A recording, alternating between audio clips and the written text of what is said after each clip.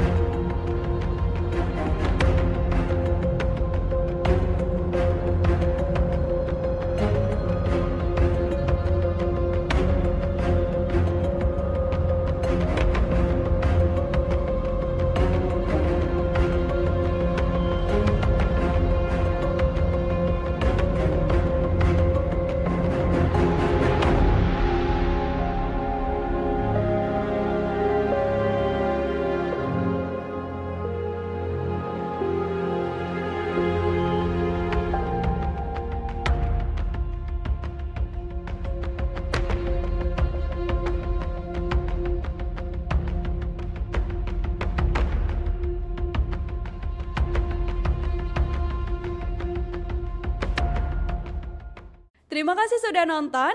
Jangan lupa like, subscribe, dan share ya.